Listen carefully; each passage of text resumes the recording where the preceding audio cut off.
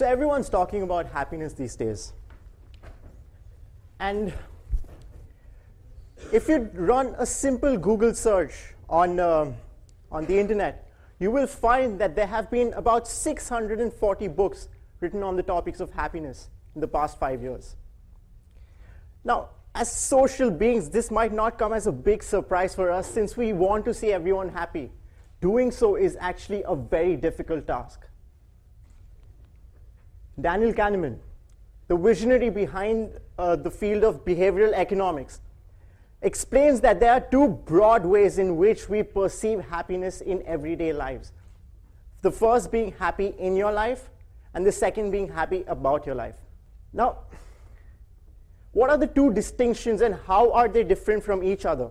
Being happy in your life deals with the short-term momentary happiness that humans feel on a daily basis. The second, experiential happiness, deals with the long-term happiness that builds up over a period of time. Now let me illustrate myself better with the help of an example. Let us suppose there's this individual who lives in Coventry, and he thinks that people in Leamington are much happier than people in Coventry. And let us suppose for the sake of his argument that it is true on an average. So he decides to move to Coventry. He decides to move to Leamington from Coventry. And when he does that, he starts becoming happy in his life. But it shall take a while before he starts becoming happy about his life too, because his past experiences have been shaped by the fact that he has spent most of his past in Coventry. So these are the two broad distinctions of how we perceive happiness on a daily basis. Now, before I proceed with this talk any further, it is somewhat important to give a direction as to what I mean by happiness.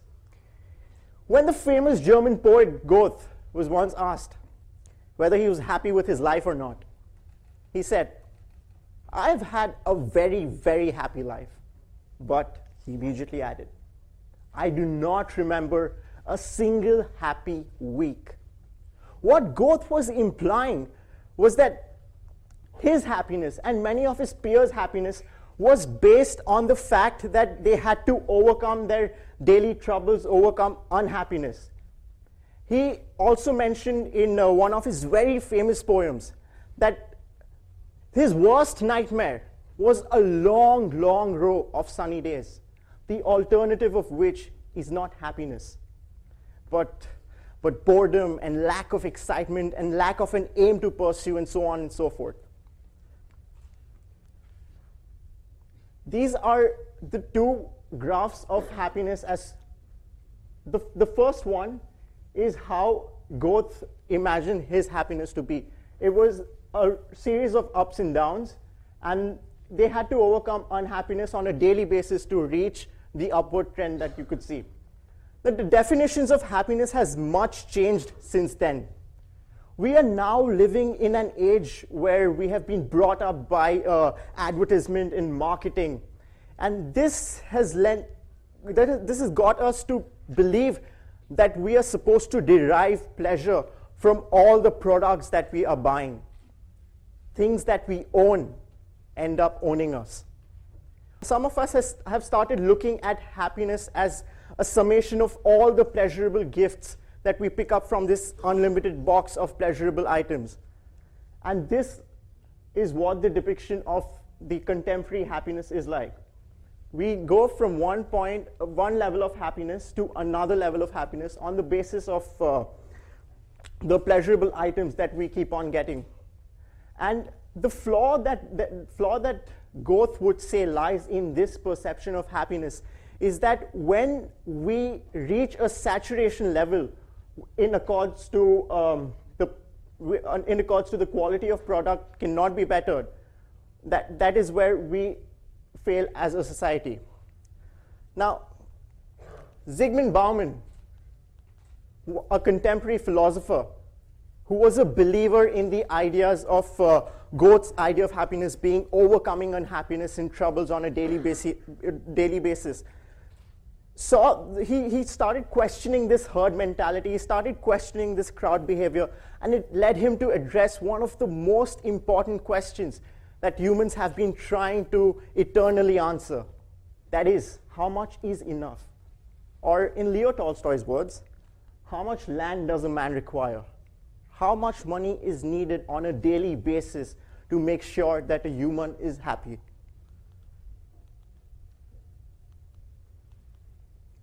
Fortunately, after years of research in the field of economics of happiness, we are moving closer to answering that question. Research definitely shows that there is a positive relationship between income and happiness, but here's the breaking point. Beyond a point of $60,000 of annual income,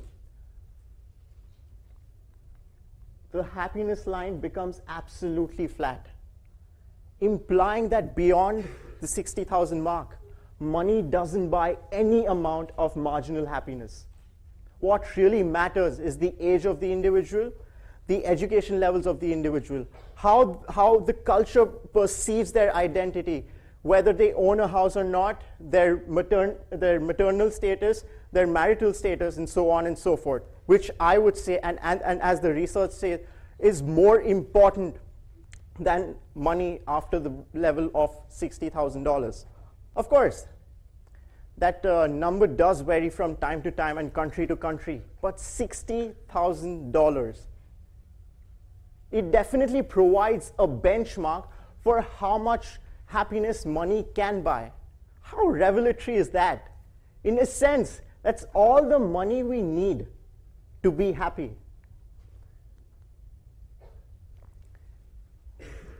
Now, the research between income and happiness goes well beyond the bounds of just that. The monetization of happiness has been helping us to perceive how different human beings value other non-tangible assets on a daily basis. For example, losing a job amounts to losing as much happiness as losing $180,000.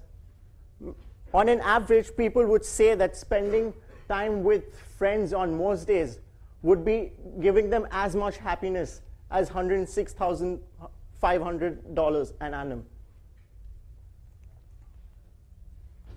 You can see the implications of the broader implications of this research. It goes on to the different fields where we can try and submerge ourselves in different connotations as well. So what are the broader implications of this research? We have already established that there is a positive relationship between income and happiness. But must we assume by this particular conjecture that the richest nation in the world is also the happiest? Let's take, for example, the United States of America. It is arguably the richest nation for the past 30 years. And it has seen its income double from 1970 to 2000. How many of y'all think that it is the happiest nation in the world? Could you please show me with a raise of hands? How many of y'all think it's not the happiest nation in the world? That's true. It is not the happiest nation in the world. And this brings us to another aspect of the economics of happiness, which is the Easterlin paradox.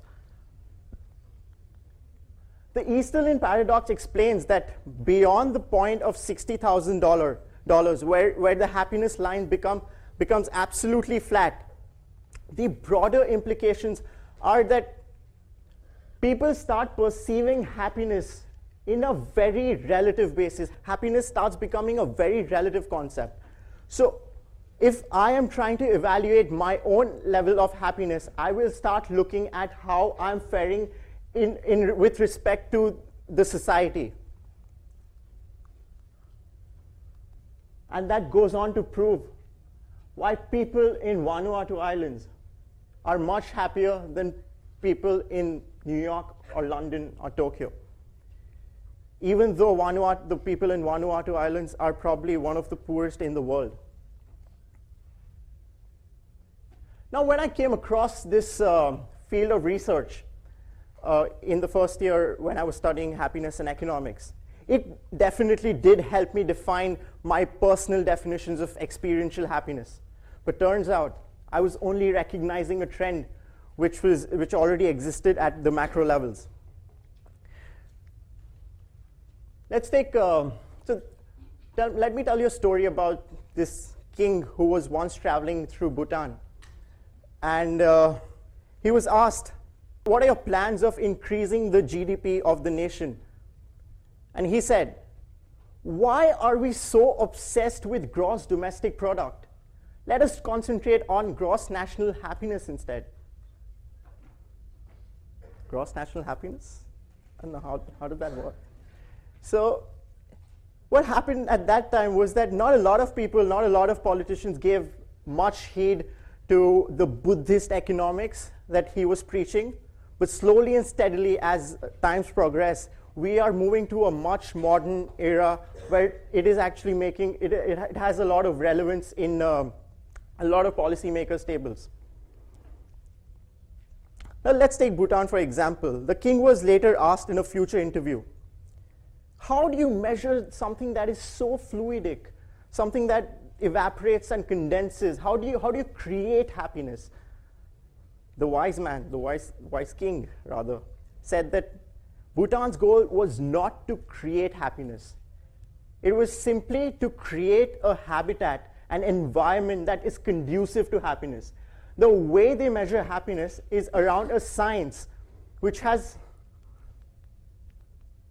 4 central pillars, 9 key indicators, and 72 metrics. One of the very crucial questions that they ask in the index that measures the gross national happiness in Bhutan is, how do you feel about the time that you spend each day? That is a very crucial question, according to me, that the GDP completely fails to encompass.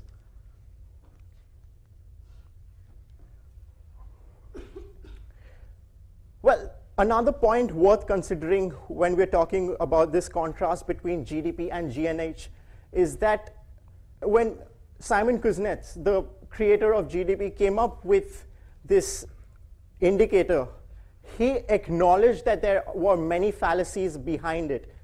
He said that it is in no way a measure that can be holistic about that can holistically measure the welfare of a nation. So maybe it is time that now that we've moved on 60 years in future after the GDP was first used, to start using a measure which is more holistic, that is not just constricted to consumption, investment, government expenditure, etc., etc. When GDP is pit against GNH, the most fundamental flaws start becoming glaringly evident. Our friends matter, our family matters, our job satisfaction levels inside and outside the job matters. I'd make a conjecture that there's so many other aspects of our lives which matter, which are not covered by GDP. And what my unflinching hope for the power of happiness makes me believe that the environment will start mattering too. And all the other individuals who believe that the climate change is a Chinese hoax and that it is just the unbearing of an inconvenient truth will start taking it more seriously, and they will try to create a habitat which is conducive to happiness rather than cooperating with their corporate lobbies.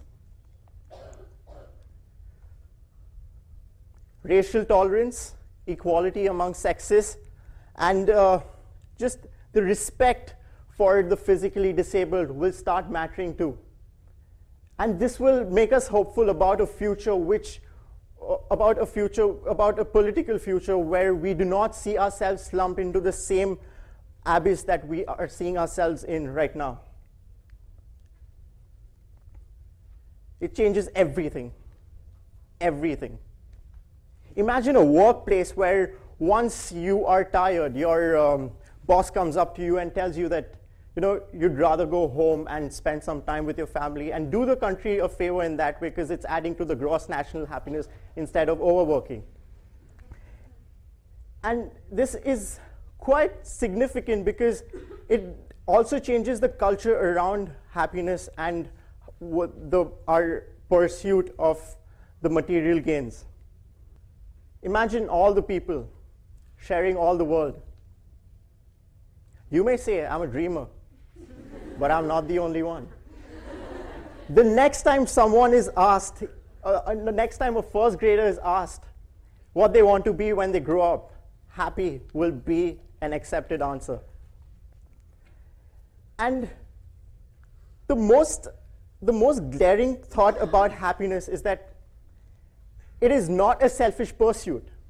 A lot of people are of the opinion that it is a selfish pursuit, but according to me, happiness is not a selfish pursuit.